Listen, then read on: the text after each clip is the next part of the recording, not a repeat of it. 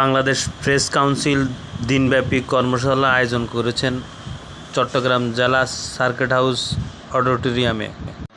উক্ত অনুষ্ঠানে প্রধান অতিথি হিসেবে উপস্থিত ছিলেন বাংলাদেশ প্রেস কাউন্সিলের চেয়ারম্যান মিজানুল হক নাসিম।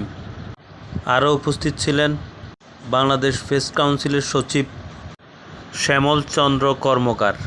এই সময় ৫৫ জন সাংবাদিকের মাঝে প্রশিক্ষণের মাধ্যমে প্রেস কাউন্সিলের সনদপত্র তুলে দেওয়া হয়। অনুষ্ঠানে আরও উপস্থিত ছিলেন চট্টগ্রাম প্রেস ক্লাবের সাধারণ সম্পাদক দেবদুলাল ভৌমিক।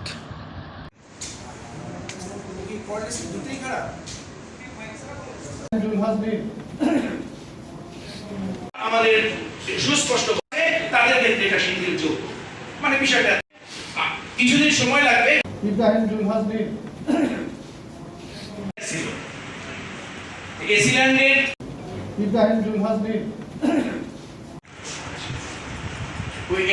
এডিসি জেনারেল ছিল ওই কোথায় আপনি যে কোথায় স্যার ওই যে আছে দেখলাম প্রায় 90% মানুষ যারা এই এটা হয়েছে এটার ক্ষেত্রে আমাদের নীতিমালায় বলা আছে এবং আমাদের মাননীয় চেয়ারম্যান হওয়া বাঞ্ছনীয়, তবে তাদের মতামতের ভিত্তিতে সেখানে নীতিমালায় আমরা এই উদ্যোগ নিয়েছি সেইটার কাজগুলো চলছে।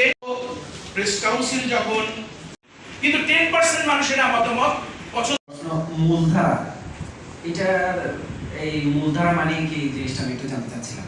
মূলধারার সাংবাদিক, এই যে মূলধারা, এই মূলধারার সাংবাদিক কারা আসলে?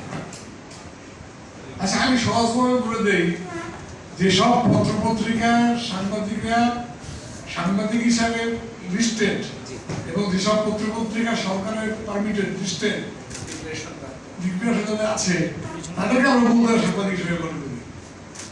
এসে জানতে আসেন না, আমি বলবো না এসে জানবো, কিন্তু এটা সময়ের বিবর্তনে আমরা চেঞ্জ করতে পারবো এবং সাকসেসফুল হবো, এটা আমরা আশা করি।